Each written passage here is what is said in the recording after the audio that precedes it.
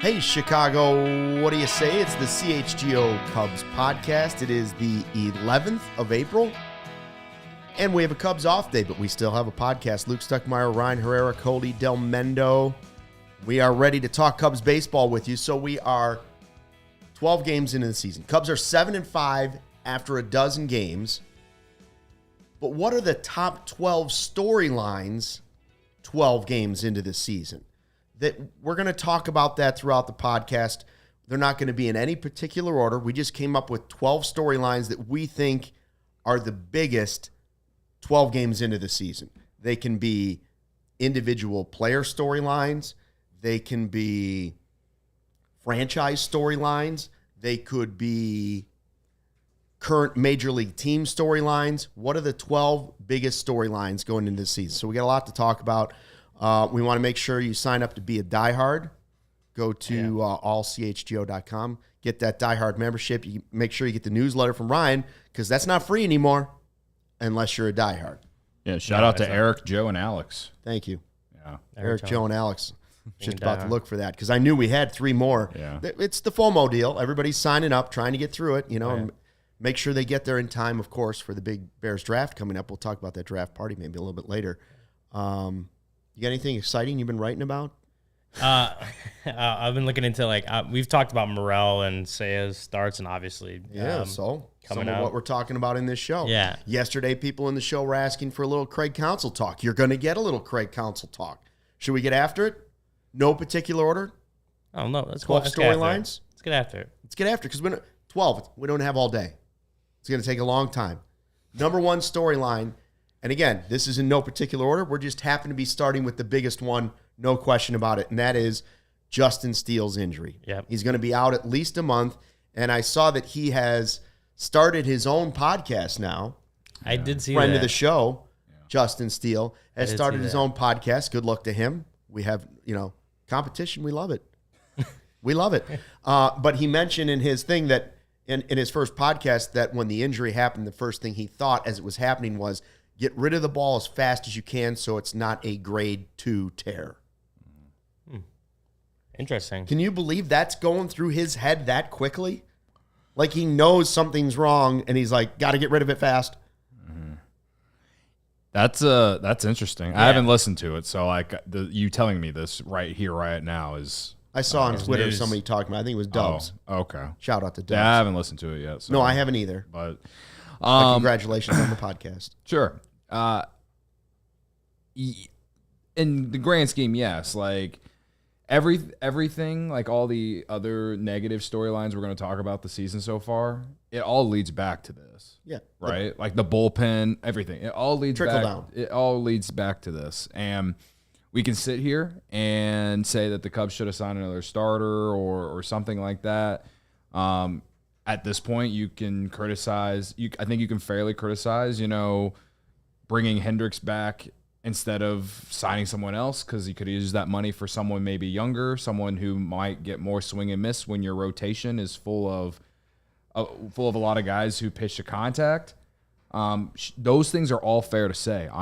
That's fine. I'm not saying that I disagree with it, but I am saying that it's fair to say that. However, no one thought that the Steele injury was going to happen on the first day of the year. Yeah. It's really unfortunate, and like I said, it is the worst possible scenario to start the year. The only good news out of it is it's not a season-ending injury. It's the only good news about it.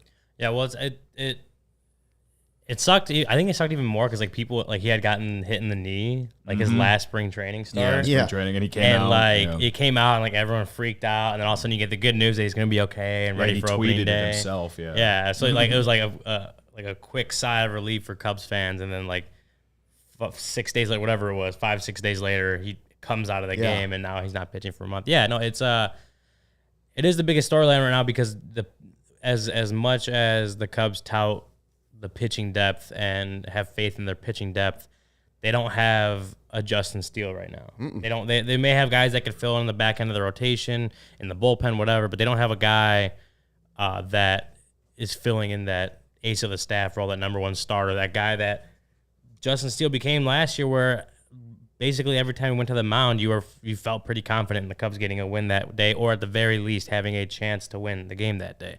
So you lose him, you lose that, and you don't really have anyone. You don't have anyone that's able to replace him that's ready to go in the major leagues right now. Like maybe Cade Horton gets there someday, right? But that's still a whiles away. So, to me it is like the number one story, just because like you lost your best pitcher to start the season. They're 12 games in, but you're looking at another. You're looking at least the end of the month, if not more than that. But I think, while Steele is certainly storyline number one, I think the guys that have helped to try and fill that void are also one of the 12 biggest storylines. While they don't have a Steele, Ben Brown, Jordan Wicks, and Javier Assad have all done a good job. Have they all had a moment where you were a little worried about him? I think Wicks the least of the three. Obviously, Ben Brown's first appearance didn't go great, but it's been good since then. And Assad was probably left in the game too long in his last outing.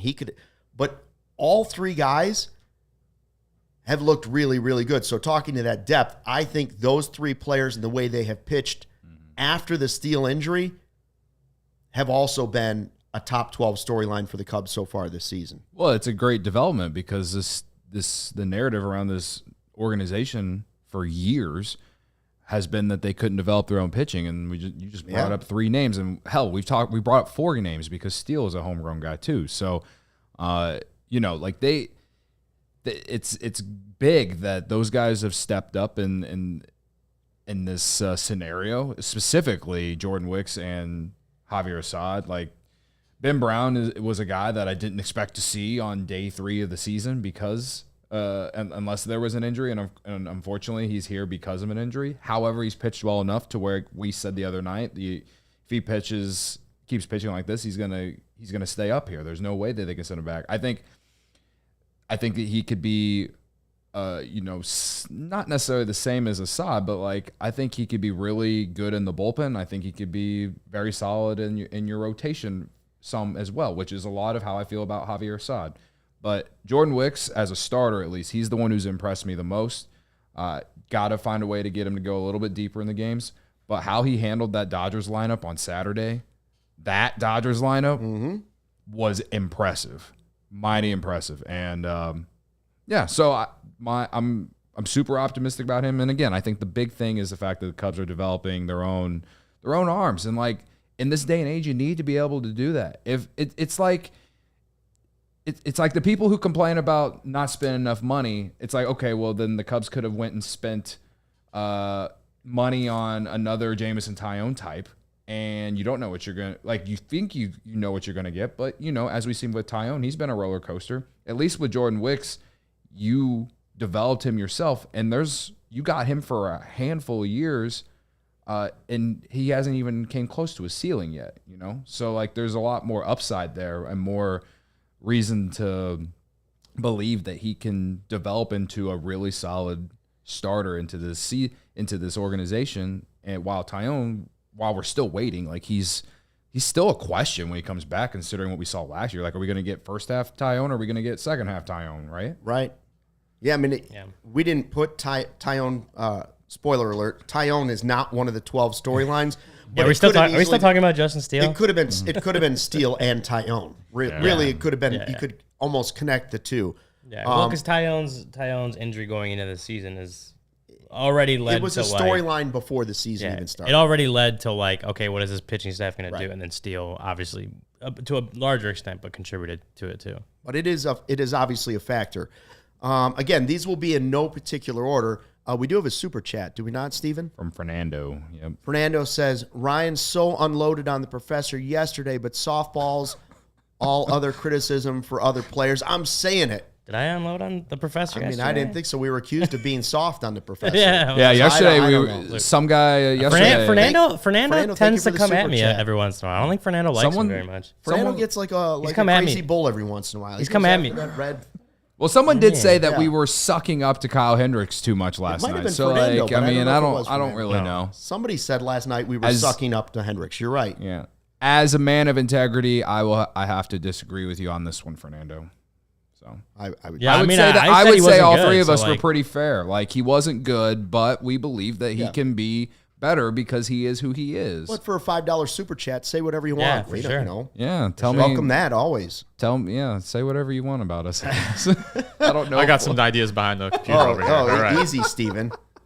What do I get for $10?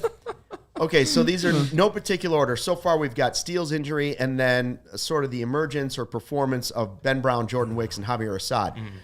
I think another one, maybe a little more quiet than some of the other 12 that we will reveal.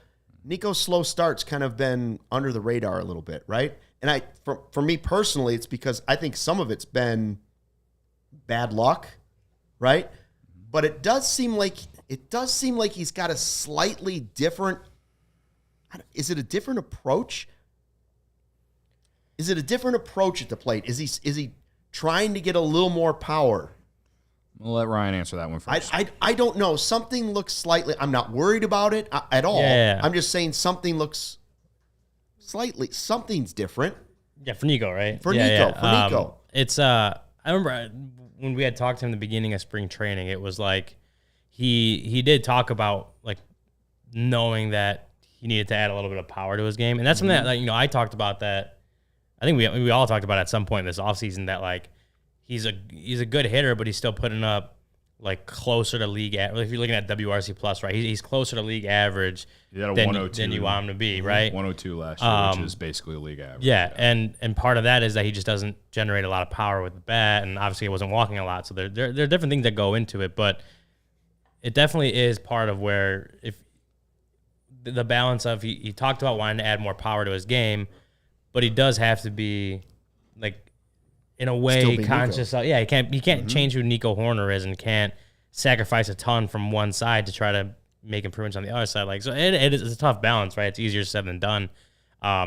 He's striking out at an 87th percentile right now. His walk rate actually is really high. So that's another positive change from him. But yeah, he's not hitting the ball very hard. His hard hit rate, 28th percentile, barrel rate, first percentile. I was gonna say one percentile. The 1th percentile. First percentile, like expected slugging, like a lot of blue in some of those contact quality stats. So I do think that's part of it, is the fact that he is trying to, or he has talked about trying to get more power into his game, which a lot of guys talk about anyway. Like I think the average baseball player will say that at like every other spring training, talking about wanting to add power to their game, more power to their game. And being in the best shape of their lives. Yeah, right. But like for Nico, it made sense to want to try to tap into some of that, considering it wasn't a huge part of his game previously. I don't know. And through 12 games, like, he's not hitting very well. What's his, like, hitting like 167 or something like that? 139. Whatever it is. He got the day off, the last Padres game, obviously. But just hadn't been hitting very well. Again, I mentioned the walk rate, which is maybe the best part about his game so far, is that it's higher than it's ever been. Yep. But everything else seems like it's going in the wrong direction. So while not being worried about it, it is something that you're going to have to monitor. It's like, okay, is what Nico was doing as far as wanting to add power, is that taken away from his other game? Is this just like a slow start to the season where, like, I think it's more like a where does he go from here? Right. We've said we're not worried about Nico. I'm not worried about Nico. I do believe he's a good enough hitter to figure it out, but it is worth monitoring because now we are 12 games into the year and he hasn't really found it yet. And now you're sitting here like, okay, where are they going to get Nico Horner? Like when are they going to start seeing Nico Horner at the plate again? I will say I'd be a little bit more worried if like he was striking out more, because you're talking about he's trying to get more power, right? He's trying to show more power, trying to slug more. And usually when guys do that and it doesn't go well, they strike out more. Well, his K rate's at 12.8%. Last year he struck out at a 12.1% rate. So he's not striking out nearly, like it's not like it's drastically more. It's not like it's up to 20% or anything like that. He had one of the highest contact rates in all of baseball last year. I think it's been a combination of bad luck. He had a couple hard hit balls. He does have a 167 BABIP right now. Yeah, it's one really tough. And I Googled this last night, but the league average BABIP is like 300. So, yeah, credit to me. Yeah. Anyway, you could just ask me. I could have, but I wanted to go and look it up myself. 3 o'clock in the morning. He was. All right. Guy doesn't sleep. Listen, I've been living on Baseball Savant in 2024. People wouldn't believe that, all right? I know. Having started your own Delmetrics, to actually go somewhere else for information seems odd. I'm trying to provide more for the people, all right? I understand. Anyway, so the K rate's still about where it's been for most of his career. His BABIP is not at anywhere close to the league average. And you expect that to rise. And he's been, and I expect that to rise. And he's been hitting the ball hard recently, especially in that series against the Padres. And I thought he even did so against the Dodgers as well. So the hits will come, and I think it's great that the walk rate is there. And I don't expect it to stay at 17%, but I love seeing him work at bats, get on base. And unfortunately, I think the stolen bases just aren't gonna get back to where we saw last year, just because of the role that he's in this year. And the thing is like no one for the Cubs is stealing bases, and I don't know if it's like a team or a game adjustment. No, I don't know if it's like a Craig Counsell thing versus David Ross thing. Like, how much are they trying to steal? I don't know. So they need to make the bases bigger. we'll see how it works. I would like them to steal more bases because they were so successful at it last year, but they've been getting a lot more hits. They've been driving in runs. They've been scoring a lot, so it hasn't affected them at all, the fact that they haven't done it. But, so that's my 2 cents on Nico. If these numbers are anything like this, come mid-May, I'll start to get worried. But he's earned the right to have some leeway. Those are our first 3 of 12 big storylines, 12 games into the season. Also, very important 12 games into the season is, if you don't know about it, pay attention, Prize Picks. Prize Picks is something you got to pay attention to. If you didn't know about it before the season started, 12 games into the season, there's no excuse now because Cody's going to tell you about it. Yeah, Prize Picks, it's the largest daily fantasy sports platform in North America.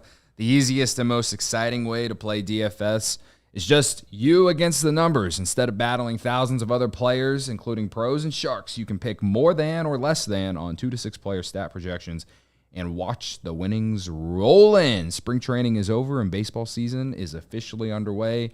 Don't miss your chance to add your favorite players from the diamond in your Prize Pick entry, whether it's strikeouts, RBIs, or first inning runs. Take your pick of more or less and add them to your Prize Picks entry today. Yesterday, I had Michael Busch, Seiya Suzuki, and Ian Happ in my Prize Picks entry, and I did not win because no one hit except for Michael Busch. But there's, the good news is there is always tomorrow, as in today. So, the Cubs are off today. I'm thinking about doing a Prize Picks entry related to the Pirates and whoever they're playing tonight. I can't remember, but there's 2 games tonight, so I was like, you got to stay busy. I got to find something to bet on. What else am I going to do? So you too Fantasy, can be just like me and make your entries at prizepicks.com/CHGO when you use code CHGO for the first deposit matchup to $100. That's prizepicks.com/CHGO and use code CHGO. Pick more, pick less. It's that easy. Yeah, and you do the Prize Picks. Obviously, you can do that and watch games from the comfort of your own home. Mm-hmm. But if you don't want to be in the comfort of your own home, you want to go to a game, you should in the action. You want to be in the action. You want to be in the action. You need to check out Game Time. Game Time is now an authorized ticket marketplace of Major League Baseball, which makes getting tickets even faster and easier. Prices on the Game Time app actually go down the closer it gets to the first pitch, with killer last-minute deals, all-in prices, views from your seat, and their lowest price guarantee. Game Time takes the guesswork out of buying MLB tickets. So, yeah, you can get baseball tickets. Obviously, if you want to go to the Bulls playing game, I believe they're hosting, right? You can go on Game Time. Yeah, Jerry's going to get some money. Something better, going to see the Red Stars at Wrigley. Sure. Yeah, there you go. That's better than going to the now Bulls you're talking playing. about June, something maybe? worth seeing. Yeah. I went to a concert. Well, anytime you can see a guy try to alley-oop to himself and miss it, that's worth seeing sometimes too. Def Leppard and Journey playing at Wrigley in July. I'm going to that. I'm excited about that. That's all better than going to see the Bulls in the playing game. I went to a concert at a venue called Radius a few weeks ago with some of my cousins, and that was a good time, and bought the tickets on Game Time. I'm actually looking at Game Time right now. Thursday, the 18th, Marlins at Cubs. Tickets as low as $4. Tickets as low as $4. That's a great deal, and you can't find that What anywhere about else. Friday for Friday Steven's on 120 his phone Club? right now trying to get some. Oh, yeah, and Friday 120 Club right now, tickets as low as $2. You could come to Friday 120 Club for, well, I don't know if those are bleacher seats, but if the cheapest ticket is $2, I'm saying Get after it. maybe Hey, you just might- pay attention to it, get it later. Might as well just skip work for the day. Yeah. I think one of the things I really love about Game Time is the view from your spot, like or view from the seat that they have there, and it's like, you go on maybe some other ticketing apps and they don't have the views of the seat. You don't get to see exactly what your view is going to be, but you go on Game Time, you look, and it shows you exactly where your seat is in the venue, and you could go and look at it. So like our friend Susie of DMVR Rockies fame talked about one time her going to Wrigley Field and getting stuck right behind one of the posts, in the or underneath, behind home plate or whatever. And I wish she would have checked out Game Time. She would have been able to see that, know exactly where she was at. But yeah, so Game Time, last minute tickets, flash deals, zone deals. It's easy to find and buy MLB tickets for every kind of event in your area. View from all seats in the venue and the lowest price guaranteed, event cancellation protection, job loss protection, all that good stuff. Game Time has last minute deals. Save up to 60% off buying last minute for sports, concerts, comedy, theater, etc. Save even more with exclusive in-app deals on select states ahead of the game or event with flash deals. And with zone deals, save even more when you choose a section and let Game Time choose the seats. It's got all-in pricing. Toggling this feature shows the total upfront with no surprise fees at checkout. Again, I mentioned the seat views. You get your panoramic view from your seat in the app before you buy. And it's also got the lowest price guarantee, or Game Time will credit you 110% of the difference. Game Time also provides ticket coverage. Your purchase is covered with the most flexible customer service policy in the ticketing industry. Take the guesswork out of buying tickets with Game Time. For a limited time, all users can get $20 off any MLB purchase of $150 or more in the Game Time app with code FIRSTPITCH. Terms apply. That's code FIRSTPITCH for $20 off from March 25th to April 14th only. Download the Game Time app today. Last minute tickets, lowest price guaranteed. We've got a super chat. Another one from Fernando saying, considering injuries, is 500 good for April, good or bad? I've said if they can be over 500 or at 500 when Steele comes back, that will be a successful start to the season. That's just how I feel about it. Somebody else was saying they want more at-bats for Mike Tauchman, who's been Mr. Walkman. Mr. Walkman. But he's also part of number 4, a fourth of our 12 big storylines, and that has been very clear. The Cubs offense has been working pitchers. Opposing pitchers are getting worked because the Cubs have been very, very patient, and that is something Craig Counsell really tried to drive home. Be patient at the plate, swing at strikes. Yeah. I even thought yesterday that they were pretty patient. They just couldn't get the big hit. They had Dylan Cease on the ropes in a few innings, and they just couldn't get the big hit. Michael Busch was the only one who did with the homer. Morel hit one really hard off him. Unfortunately, that was caught for an out. And then he hit another ball really hard, but right at Kim, his second at bat. So, you need the results, and they scored 2 runs yesterday. It was off a home run, so it didn't show up. But I'm just stating that even in these games that they've lost, or even yesterday when you lose 10-2, I feel like the at bats have been great. And I think they really showed the patient offense stuff against Yu Darvish and Joe Musgrove. Though Yu Darvish, he was out of the game before the 3rd inning? I think after 3 maybe? Yeah, I think a lot of it was his own doing because he was just missing really bad. But the Cubs, not only did they walk plenty, but they got hits to get that eight run lead that they eventually blew. And then Joe Musgrove, he was a lot better the next day, but he still didn't. I don't even think he got to the 6th because the Cubs forced him to throw way too many pitches, and that's the thing that they've been doing is working counts, getting the starting pitcher out of the game pretty early. I think the only day that I feel like the offenses looked really bad was probably against Yamamoto last Saturday. Yeah. No, the offense has been. I mean, you could see it. You could see it in the amount of pitches they're taking. I think was it the Musgrove game where I think from the Cubs account was tweeted that he was at like 48 pitches or whatever through 2 innings, and I look and it was like there was 9 plate appearances in the first 2 innings, and 7 of them saw at least 6 pitches in the plate appearance. Which like right now they're going into today, the Cubs have seen the 10th most pitches per plate appearance, and like in small samples like this, the number is very minuscule. So like they're at 3.97. The first place team is 4.18. League average is 3.90. So it's like it doesn't seem that big. But when you're talking about every plate appearance that goes into a game, every plate appearance that goes into a month of games, all that stuff, like that's you'll start to understand why that kind of stuff is important. So you see it though, and then they're still second in walk rate. I think the Yankees have just passed them up, but they're still second in walk rate. So they're willing not only to work big counts, they're willing to take the walks. A lot of the guys aren't chasing bad pitches often, which we've seen from Cubs teams in the past.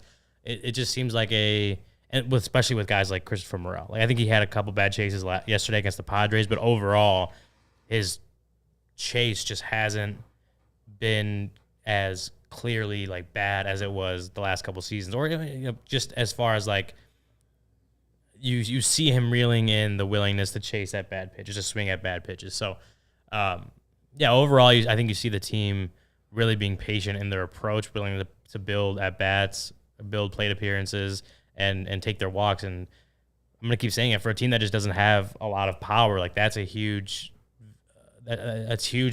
valuable for this team because they need to figure out ways to manufacture runs, to string good at bats and good plate appearances and walks and hits together when they don't have consistently up and down the lineup guys that are just hitting it, you feel like can change the game with one swing. And what you're saying plays into 3 of the next 4 big storylines that we have of the 12 storylines that we're going through in this podcast. So we've done Steele's injury, Brown, Wicks, Assad, picking up the slack. Then you got Nico's slow start, patient offense, not in any particular order, because if it were in order, I think you would probably go Steele injury and then this guy. Seiya's been sizzling. Yeah. Like Cody said if he plays like this, what could happen?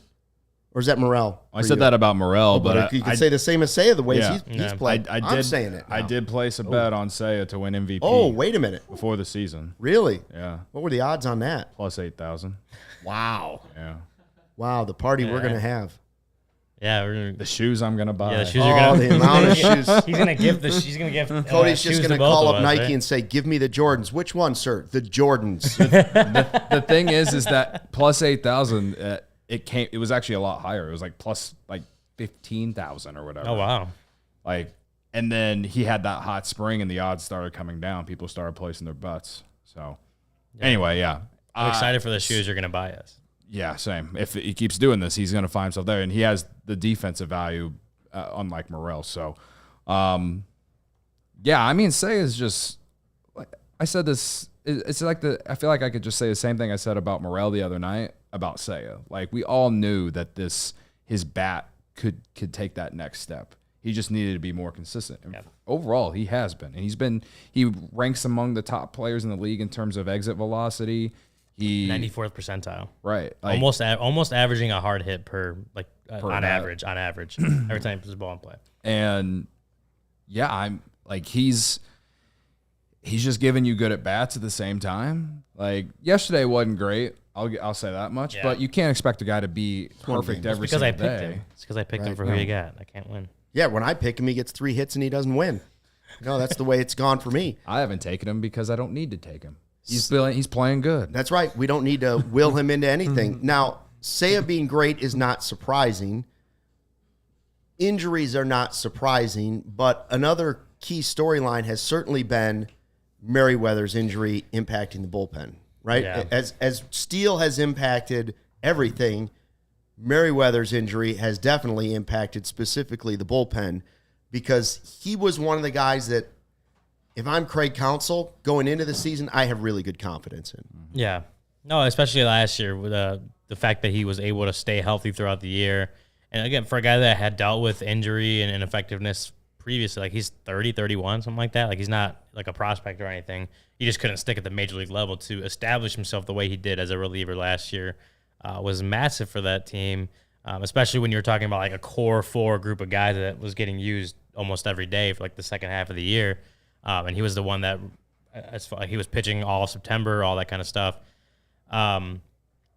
Yeah, him going down, and it's like a domino effect. You mentioned Steele and Tyone, like because those guys are hurt, now Assad is in the rotation. Ben Brown comes up, and even though he's been pitching the first couple of times we're out of the bullpen, you're looking at him as like a specific day guy, a length guy, now a rotation guy. And so that already took away two bullpen guys you could have had that you felt like maybe you could, Assad to a probably higher extent, like you really felt like you could rely on him out of the bullpen. Ben Brown, maybe you just didn't know what you're going to get from him because he hadn't debuted yet, but you knew that was part of the depth. Now Merriweather goes down, you lose another bullpen arm that you were really counting on to be huge for you. Yeah, and especially at this early in the season when they're not getting a lot of length out of their starters, the bullpen guys are having to take on a lot of the workload. Like, yeah, it is a big hit to that bullpen, even if it's only one guy, because of all of the context of the entire situation. And now knowing, it could be, someone said it could be 8 weeks, something like that. I think Taylor McGregor might have said that. So now you're looking at it as like you're losing this guy for a third of the year potentially, who was supposed to be one of your top relief options. How do you fill that? Like, who's stepping up, right? Daniel Palencia came out. Or he got called back up, and he's been pitching out of the bullpen a couple times over the weekend, and then obviously yesterday. I think it was yesterday. You got to figure out, if you're the Cubs, how can you replace what you were hoping Julian Merriweather was going to give you this year at the back end? It's 12 games into the season, and the Cubs know that 3 of their key arms are going to miss minimum at least a month of the season, maybe 2. They know Steele's out for a month this season. He's going to miss a month of the season. They know Tyone's basically going to miss at least a month this season. Well, I think he should be back actually in the next week and a half. But it's still going to be close. You're still going to be pushing up to close to a month. Because they're 12 games in. You're looking at 25 games or so, maybe around there. And Merriweather's going to be beyond a month. So those are 3 key arms. I'll tell you what I can't live with for out a month. Miss it for a month? Come on. Can't miss it for a day. Some beers can say they're brewed for baseball, but only Blue Moon is brewed by baseball. Beer and baseball just go together, and no beer goes better than the one that was literally born in a ballpark. Blue Moon was created at Coors Field in Denver, Colorado. It's the natural choice for opening day, opening week, and all season long. Boy, the weather this weekend coming up, it's just screaming. Give me a Blue Moon. 70 degrees on the way. Nothing beats watching baseball or lounging by the pool with an ice-cold Blue Moon and a little slice of orange on the side. Blue Moon was brewed by baseball to give you a dose of nostalgia and get you excited for a new season. A beer this good only comes around once in a blue moon, but you can enjoy it all season long. So it's not quite as rare as the Eclipse, but it's close. Bring the ballpark to you with Blue Moon Belgian-style wheat ale. It's a one-of-a-kind every time. Get Blue Moon delivered by visiting get.bluemoonbeer.com/CHGO to see your delivery options. That's get.bluemoonbeer.com/CHGO. Blue Moon, made brighter, celebrate responsibly. Blue Moon Brewing Company, Golden, Colorado. And let me tell you, while you're at it, guys, I want to let you in on a little secret I know. Lucy Nicotine. Made for your nicotine routine and delivered straight to your door. 100% pure nicotine, always tobacco-free. Choose your form, whether it's pouches, breakers, or gum. You also can choose your strength, 2 milligrams all the way up to 12 milligrams. 2 milligrams, that's suitable for somebody who uses nicotine infrequently. 4 to 8 milligrams, likely to satisfy you if you have an everyday nicotine routine. And 12 milligrams might be for you if you've been underwhelmed by the effects of your other nicotine pouches. Choose your flavor too. Mint, apple ice, espresso, mango, and more. Save yourself from the weekly gas station stop and sign up for a monthly subscription. Save 15% too. No commitment, cancel anytime. Lucy Breakers, nicotine pouches with a tiny capsule inside. The capsule contains liquid flavor that saturates the pouch before it's even in use. Maybe your choice is midday slump, right? Or maybe you like that nicotine at the golf course or after your coffee. How's this for a customer review? Quote, best nicotine pouches I've found. Feel and taste great. Couldn't be happier with my monthly subscription. End quote. Let's level up your nicotine routine with Lucy. Go to lucy.co/CHGO Cubs to get 20% off your first order. Lucy offers free shipping and has a 30-day refund policy if you change your mind. That's lucy.co and use the code CHGO Cubs to get 20% off and always free shipping. Now, and here's the fine print. Pay attention. It's only for adults of legal age, and every order is age verified. This product contains nicotine. Nicotine is an addictive chemical. Cubs baseball also addictive. We have a super chat. Okay. Do we have a super chat? No, we don't. Did the another one from Fernando? Yeah, that was from Fernando. Did I miss us talking about it? I think we talked about Something it. about April. We talked about it. Yeah, we Okay, hit I just that. completely missed it. Which then. show are you on? I was just scrolling through the comments. I'm like, hey, wait, I didn't. I think I was looking up the pitches per plate We appearance. need to get you a little Lucy nicotine. I just want to, related to the Merriweather thing, the only positive I can spin out of it is that it's now opening an opportunity for a young guy. And at the end of the day, as much as like again, my expectations for this year are to make the playoffs for sure. But I think that this team can make the playoffs with some of the young arms that they have, that they're high on and that they're optimistic on. Obviously, they have to perform. Yeah. But and they haven't proved anything and all this and that. But I've been asking for 2 years for answers on guys. And again, I'd rather these injuries not happen, of course. But if Steele's injury doesn't happen, we aren't getting a taste of Ben Brown yet, right? And I wish that injury didn't happen because he's our best pitcher. But like this is kind of the point that I'm trying to make, though. Is like the silver lining to it. The silver lining to it, to Merriweather's injury, is now that we're gonna see someone that the Cubs want to get an answer for or get a look at. You know what I mean? And once Steele and especially Tyone will be back next week, most likely, like next weekend, like.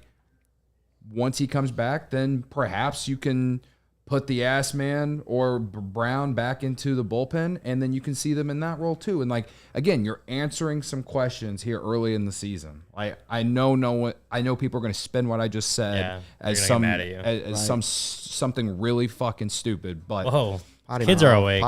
Kids are awake. It's not late night on a West Coast. But again, though, I would just like some answers on some dudes. So like. That's the only silver lining. Of course, I wish that Merriweather and Steele were healthy, but we also need to learn about some of these young guys too. So I'm kind of intrigued, at least, about some of it. Speaking of learning about somebody, there's 2 ways we are learning about Christopher Morel. So he takes 2 of the top 12 storylines 12 games into the season. One is, what are we getting with Morel's defense? And then the next one has been Morel at the plate, which has been spectacular. So one's been a little questionable and more question marks. The other has shown the type of improvement that we're looking for defensively. Offensively, he's been chasing less, something we weren't sure he could do. But so far, small sample size, he's done it and he's been great. Now we want to see the other storyline, see that same type of improvement, even if it's just for small portions. And I feel like, I know you don't want to live game to game necessarily with it, and that's not how Counsell wants to do it, but you have seen Morel make a couple of nice plays recently, specifically with tags, more so than fielding and throwing to first. The routine plays scare me more than him having to make a quick tag somewhere. That's what it seems like. I mean, it seems like when it's a routine play, he has time to think about it, whatever. I'm not saying for sure, but like it feels like the ones where he just goes and doesn't have to think about it. He just goes on instinct and makes the play. It feels like that. Like those are. I honestly feel like you're just a little more confident. That there was a play he made was it game 1 against the Padres? Tatis, I think, had a chopper over to third. He barehanded it, fired over, perfect throw. And he has made some other like routine plays, which I'm not like praising the guy for making routine plays. If you're going to be a major league third baseman, you have to be able to make routine plays. But to see him make a few more lately, it is a good sign. But what I'm trying to say overall is just like defensively, he has to get to a point where, and it's like we have to get to a point where you don't see a ball get hit to him that should be a routine play, and you start to tense up a little bit, or you start to like think like, oh no, it's gonna be another error. He has 3 errors already on the year in 12 games. It's obviously not that's not good, and different types of errors too. We know he has the athleticism and like obviously the arm strength and that stuff to be a good third baseman. I think a lot of it has to do with the little things, the way you set your feet, the way you move, all that little stuff that doesn't come up as errors all the time. And it's something that I've said previously is just doing the little things right to get you to a point where those routine plays are routine for you. Then that's what Morel is to get to. Another thing where it's just going to be a wait and see. It's going to be a little bit of a up and down just because that's where you're at with him right now. But it's going to be a wait and see, and the Cubs are going to continue to give him run there. But like I am intrigued to see where it goes because I do think you've started to see a little bit more of consistency with the routine plays. Not enough where you're like completely confident in it, but maybe a little bit more consistency there with those routine plays. Now, has he ever hit you with a throw in the press box? Barb, the godmother, saying that an errant Morel throw almost hit you in the press box. Yeah. It seems almost impossible since it's behind home plate. That's her version of don't let the facts get in the way of a good story. No, I'm trying to think of the physics for it, and it has to be a really strong wind. I don't think John Lester could even do that. Honestly. Now, one of my golf tee shots could do it because a hard slice right. Yeah. Have we bitched about Morel's defense this week? Not really. We haven't. So. Not really. Point blank. That's all I needed to say. That's all Cody had to say. And the Godfather basically was saying, hey, we shouldn't give credit to a guy for making a tag, but these were specifically nice tags.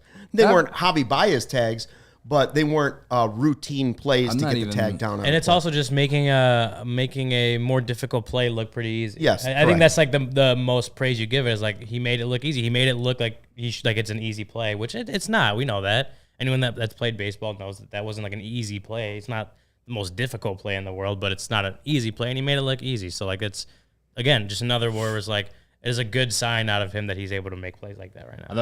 I thought it was telling of how the Cubs are feeling about him going forward at third base, knowing that they put him at third base yesterday with Kyle Hendricks on the mound. I was almost certain that they were going to play Madrigal at third with Kyle Hendricks on the mound, and they didn't. Instead, they played Masterboni at second. But again, like to me, yesterday was the best the best time for them to play Madrigal at third. If they wanted an upgrade at defense, and they didn't, and he didn't. He's not the reason they lost. No, he's again. We haven't bitched about his defense this week. Well, give the guy some credit. Thank you. People couldn't complain about Morel's defense this week, but they could complain about a bullpen blowing an 8-0 lead. That's fair. More than halfway through the game. So, I actually enjoy reading the comments of everyone bitching about Jose Cuas more than Christopher Morel's defense. Well, I knew that name. To you guys. I knew that name was going to come up, but obviously one of the top 12 storylines, 12 games into the season, has been is ALLCITY the closer and just bullpen blues in general. Like ALLCITY's been inconsistent, but that's just a smaller piece of, for me, a smaller piece of the bullpen blues. Again, I think a lot of it can be solved by 3 guys getting healthy. Right. Well, just like you said, because some of those starters, Ben Brown might look really, really good in the bullpen. Mm-hmm. We know Assad looks good in the bullpen. And so some of these other arms coming back, and if and when Merriweather gets healthy, or if and when another guy gets the next chance, maybe it is Keegan Thompson coming back and getting another shot at some point early in the season. I don't know. He has had a pretty good start so far in Iowa. I just, when specifically with Ben Brown, it's also like how many innings are the Cubs wanting him to pitch this year, right? Like I don't know how many innings he pitched last year off the top of my head, but like he did get hurt at the end of last year. You know what I mean? He's also a 2-pitch pitcher, which I know Justin Steele is the outlier, but most starters have more than 2 pitches, And so, like, to me, he makes a lot of sense in the bullpen with the high velocity that he has and just the overall, like, the rest of the stuff that he has shown us shows that he can get strikeouts, something that the bullpen needs. You know what I mean? So, to me, the bullpen we'd probably be pretty high on the bullpen if one of Assad or Brown were in the bullpen right now. You know what I mean? Like, the best arm right now for sure that we probably all feel really good about is Leiter and Drew Smiley. Mm-hmm. Can Ben Brown become Merriweather this season? He certainly could. I think he absolutely could. I also am optimistic about him being a starter one day. But the only reason he's in the rotation right now is because of an injury. And he's excelled in it so far. And once he gets stretched out, maybe he takes off. And if he does, then you leave him there, because if it ain't broke, don't change anything, right? However, I'm just saying that, like, I think he can be used in both roles similarly as Javier Assad has. I think he's shown he deserves to be here, one role or the other. Right. And that's also a nice way to break a guy into the major leagues is some bullpen work. It's worked before for the Cubs. Steele. It's worked before for other teams. Corbin Burns. I think Brandon Woodruff, if I'm not mistaken, was also worked in as a reliever when he first came up. So, like, you just look up an hour north and a couple of examples of guys that were really good starters that came in as relievers. I really do think, I wish I knew, like, the amount of innings that the Cubs want some of these young guys to pitch this year. Like we know Cade Horton is probably on a pitch or on an innings limit. I think he just made his first outing yesterday, right? Like, Am I mistaken? Like, for people who have asked us about Cade Horton, like, when do we think he's going to be here? Like, I think it's all based off how many innings they want him to pitch this year. Because do we want to make our statement? Do we want to put our date down? We're not giving away sources, but do we want to put our date down, Cade Horton? Do we want to say the date? We've heard from sources. Do we want to say that? Or do we not want to go on record? I think we should put it out there, because if we're right, then credit to us. It'll be just like when I said Cody Bellinger would be signing on the 24th in the 24th hour. Actually, Gary year. said it before you. Oh, Gary and I. It'd be like when you said the Cubs are going to win 83 games, which also happened. Go ahead. You don't want to say it? No, we can. June 1st. We've heard from a source. Put on the record. We've heard from a source. A source of a source. Maybe June 1st. Maybe they might be targeting June 1st. Now, that seems early to me. Oh, so maybe. It's not even... No, I'm not saying maybe. I'm just saying I'm putting it out there in the universe. Okay. Something we've heard. Have we heard it? Have we all heard that? I have... See, Ryan doesn't want to go there, but I don't care. I'll say it. I heard June 1st. Not from my own sources. No, from from a source of a source, we heard June 1st. From your source. When the source of the source is right, credit to us, because we put it out. That's right. And if it's wrong, then we just say, well, the source was wrong. The source of the source was wrong. And don't let the facts get in the way of a good story. But we have heard the date, June 1st, being a target date. Which makes sense in all honesty anyway. Anyways, speaking of guys being called up, a lot of people have been clamoring for Owen Casey to be called up. And that's another storyline. He's been great at Iowa. Yeah. I don't know if that means he's coming up any faster, because your 3 outfielders seem to be set in place and your 4th outfielder seems to be set in place. But maybe a DH role isn't set in place for some guys, and you just never know how injuries are going to impact a team throughout a season. We didn't know Steele was going to be down at this point, so we didn't think Ben Brown would be here this early. Right. Mm-hmm.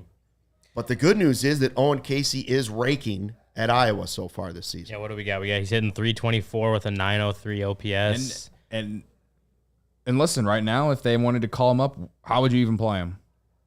Right, unless you have something that impacts it from the outside, right? Like I said, you didn't expect Steele to be down. Now Brown's here.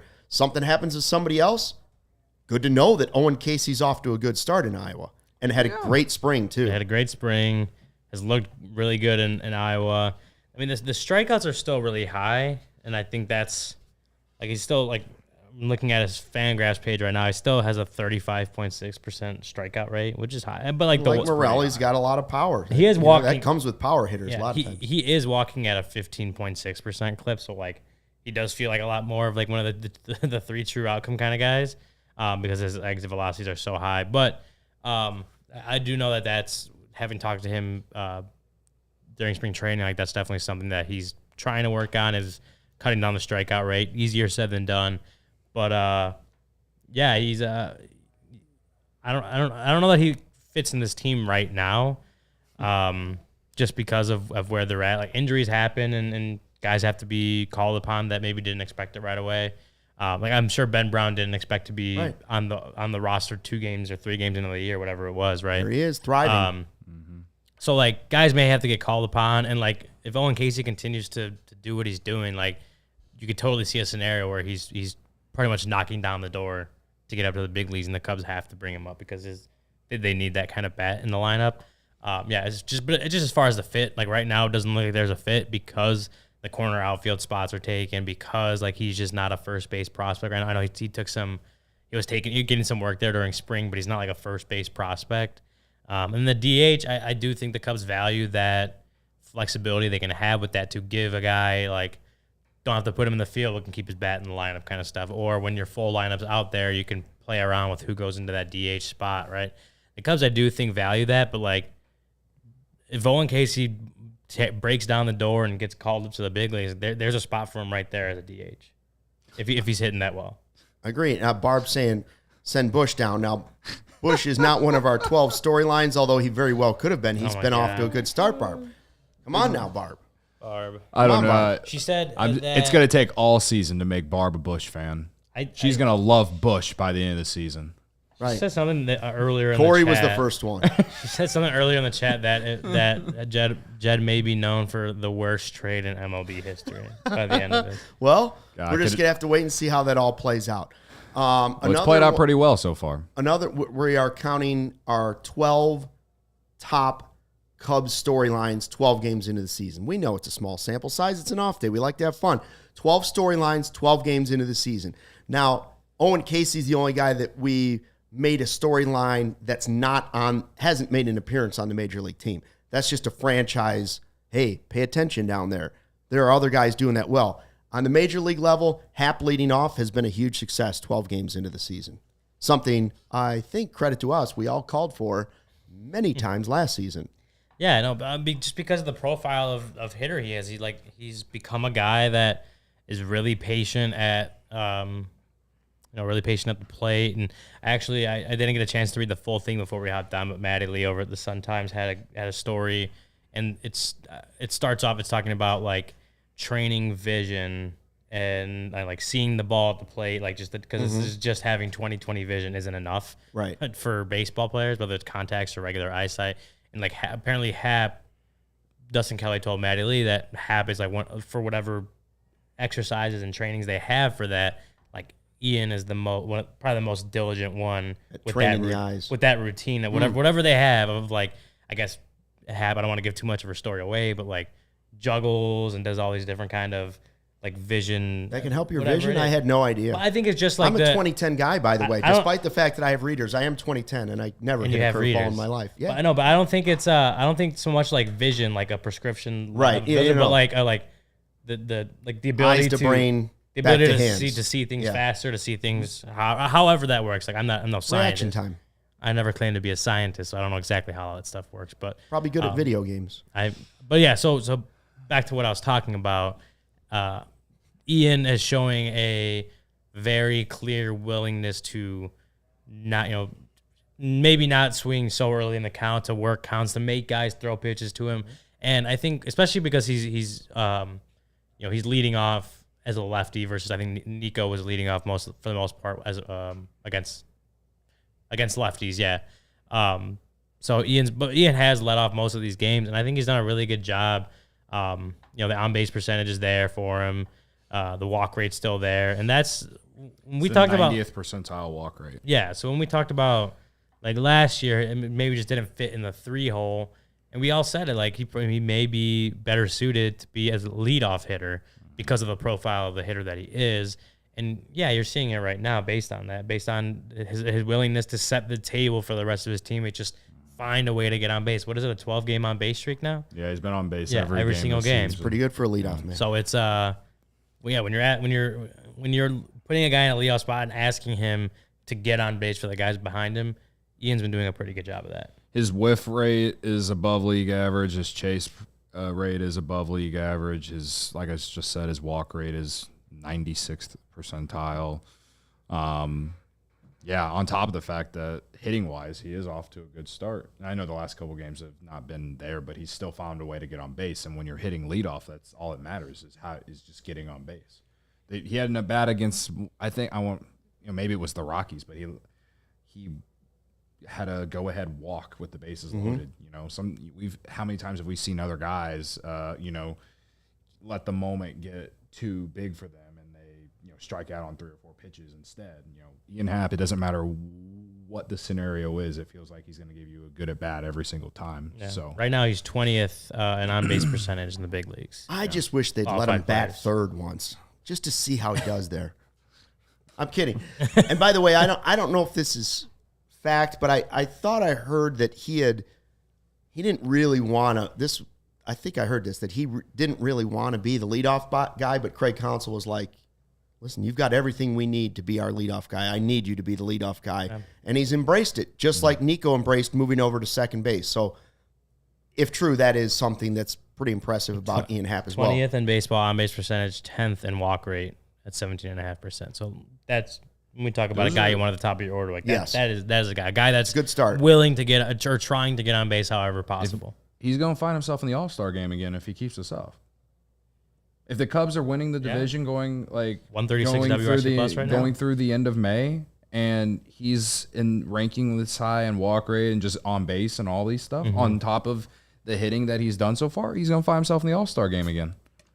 Couple minutes left. We have one storyline left, and I'm not sure which way it's going to go based on last night's podcast. We have Steele's injury. We have Brownwick's Assad stepping up. We have Nico's slow start offensively. We have the Cubs being patient on offense. We have Seiya's been sizzling at the plate. We have Merriweather's injury in the bullpen. We have Morel's defense. We have Morel's offense. We have the bullpen blues. Owen Casey start at AAA, and we have Happ leading off in the 12th one, 12 games into the season. Craig Counsell's impact. Bang for the buck. What have you seen? What do you like? What do you don't like? Or is it just too early? I think you've seen an impact, and to me, the biggest example of that is the patience. I know we heard about the bullpen use. He can't control that 3 of his top pitchers are down right now, and it's impacted the entire pitching staff. Right. I will judge him on how he's using these relievers when he actually has the right relievers in the right spots. Hasn't happened yet. I think. Here, I'll list off the good things. I love the lineup construction. Okay. We clamored for Ian Happ to be leading off last year, or at least top 1 or 2 in the lineup, right? We begged for Cody Bellinger to be hitting third. That way he gets more at bats, right? Last year. So far this year, Ian Happ has been leading off against righties, and Cody Bellinger has consistently been hitting third in the lineup. I like the lineup construction. I like the philosophy on the lineup construction. It's exactly what this team needed. I like that he gets the guys to respond, because after blowing an 8-0 lead and losing 9-8, they came back and won 5-1 the next day, and I think that's telling of the manager.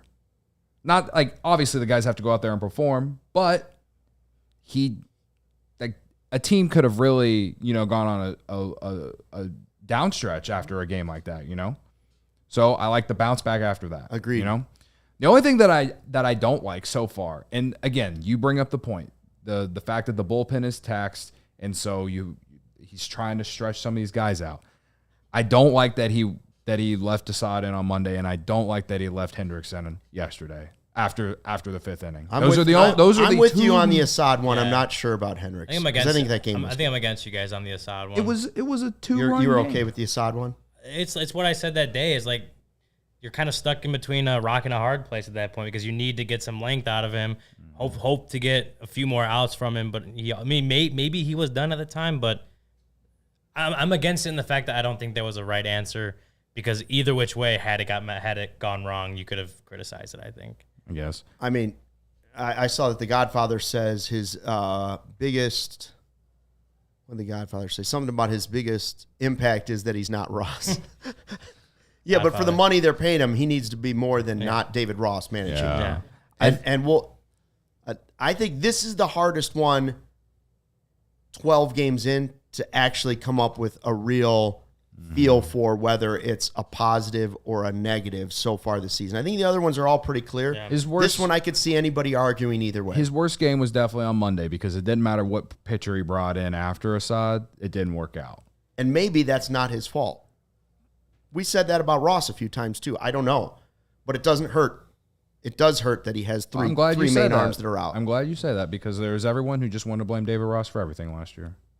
Well, and sometimes it wasn't right. Well, a lot of times don't it say that. wasn't They're right. going to start calling you Little Ross now. Well, don't call me Little Ross. Grandpa Ross. Grandpa Ross. Grandpa They Ross already did exists. call me Grandpa Steele. Great Grandpa Ross? You couldn't be right about Monday, but I'm sticking to my guns on yesterday. You didn't because like it was those a two. 2-run game, man. 2-run game, and we know Kyle Hendricks a third time through the lineup. I'm not going to repeat myself. Yeah. It was a 2-run game. You could have won the game still.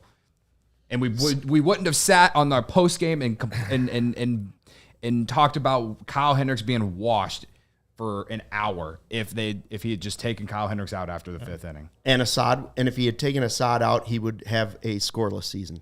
Yeah. He'd have a perfect season so far. I was going to say, I also think one small thing from Counsell is the willingness to be aggressive with how he uses guys, whether that's bullpen or whatever. But like one that I always think about is like they bring up Ben Brown Saturday. Ben Brown could have easily just been the Steele replacement, wait for Wednesday, put him in there, and he just takes the rotation spot. But it was like, no, we're down an arm. We need length. We need a guy who can give us bulk. Bring up Ben Brown in Texas, and if we have to use him today, we're going to use him. They ended up having to use him that day, and he wasn't obviously afraid to go in and use him, and then figure out how to get through Wednesday's game afterwards. I think that is one thing where you didn't bring up Ben Brown because you wanted him to start for you on Wednesday. You brought him up because you needed a guy who could give you length, and you weren't afraid to use him in a situation where you needed length. I thought that's a small thing, but it's like, okay, like he's clearly worried about winning this game. Like, yeah, that matters. What you do on Justin Steele's start date, it matters. But you're clearly worried about winning this game today more than that, and trying to figure out how to fit the pieces together on after that. I think that's a good sign of a manager is just the willingness to be aggressive with guys and not being worried about what's happening in a few days from now and how am I going to figure that out. And I think the chat's right. I saw the comment too about they like his use of the DH, the creative use of the DH. I don't know how many different lineups we've seen 12 games into the season, but we've definitely seen a handful, right? Oh, a lot of guys getting random days off and randomly being the DH. Seen Nico get a day off. That they've used getting Talkman into the game that way. Yeah, pretty creative. I'm going to say it. David Ross did that too. I'm just going to say it. I'm just going to say it. Rossi. I mean, it's not a change, right? It's a good thing to do. It is a good sign. It's just not a change from what was going on last year. The other thing I like, in my opinion, I can't believe we didn't bring this up. The other thing that I like, I can't believe we didn't bring this up as one of the 12 storylines. Do we? No, miss one? as part of the Counsell, the Counsell experience so far. 0 bunting. There hasn't been a bunt. Oh, there has not been a bunt. There was a couple early bunts from Ross last year, right? Yeah. I don't remember when Patrick Wisdom bunted. When was the Hosmer bunt? That was early too, right? Patrick Wisdom bunt was a bad idea. He wasn't. Now Tyler in the chat pointed out a scenario yesterday's game in which they could have bunted, and perhaps I wouldn't have hated it because Dylan Cease was pitching well. He says leadoff double yesterday, down 4-2. Amaya's up, followed by Mastroboni. Doesn't bunt, tighten the game, manufacture a run, put the pressure on.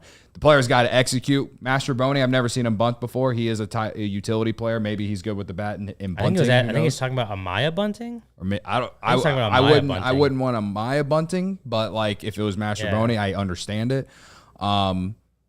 I don't like bunting when you're down 2 runs, even though at that point in the game it was still like the middle innings. But you're giving away outs. Like that's what there's 2 sides to bunting, and the only time bunting is good is if the players actually execute and get it right. Because if they don't execute and don't get it right, then we're blaming the manager.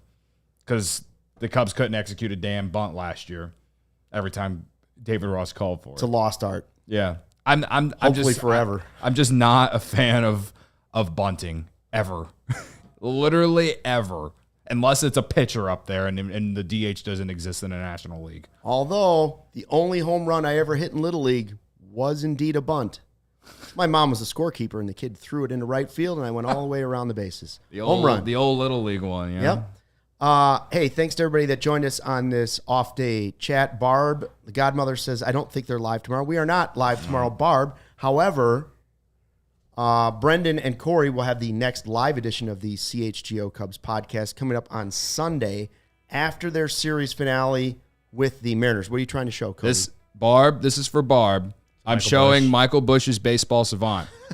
And I'm going to explain it to you like you're 5 years old, Barb. Steven's if it's red, it means good. If it's blue, it means it needs improved or is average. Got more all right? red there, yeah. This is the easiest way I can explain it to you, Barb. If red is there, that means good. Okay? There's a lot of red. You let the godmother cub however she wants to cub. She wants to send freaking Michael Bush down because Garrett Cooper is better. Well, I'm not letting that pass. I'm not letting it pass. I'm sorry. I'm not either. She will be a Michael Bush fan before the end of the season. I am determined. All right. Hit the like button on and the way I gave out. her credit about Jose Cuas. I openly said that I could be wrong Barb about and that. Cody come to blows, we better end the show. Cody's turning into another Raging Bull. Yeah. The Raging Bull's back. And it should be me because I'm just like a week and a half off steroids. So it should be me coming off the roids. Thanks for checking out the CHGO Cubs podcast. We appreciate it. Hit the like button on the way out. We'll see you next week. Brendan and Corey on Sunday. Until then, thanks for watching and fly the W. We all silly like the mayor.